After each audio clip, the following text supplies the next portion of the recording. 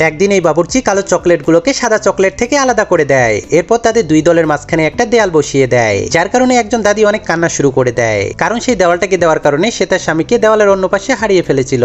এজন্য তার নাতি তাকে ওয়াদা করে, আমি এই দেওয়ালকে আজকেই ভেঙে ফেলবো। এরপর সে ওই দেওয়ালটাকে ভাঙার জন্য একটা কোরাল দিয়ে দেওয়ালটাকে কোপাতে শুরু করে দেয়, যা দেখার পর তার বন্ধুরাও তাকে সাহায্য করার জন্য চলে আসে। কিন্তু সেই দেওয়ালটা ভাঙতে গিয়ে তাদের কোরালগুলো ভেঙে যাওয়ার পরও তারা দেওয়ালটাকে ভাঙতে পারে না। কিন্তু তখনই সে একটা বোটের মধ্যে একটা রুটি বাবার ছবি দেখতে পায়, আর সেখানে লেখা ছিল এই রুটি বাবা দুনিয়ার সব সমস্যাকেই সমাধান করতে পারে। এজন্য তারা তাকে ডেকে আনার জন্য একটা চিঠি পাঠিয়ে দেয়, যার কারণে পরের দিন সেই রুটি বাবা তাদের সমস্যাকে সমাধান করার জন্য প্যারাশুট দিয়ে সেখানে চলে আসে।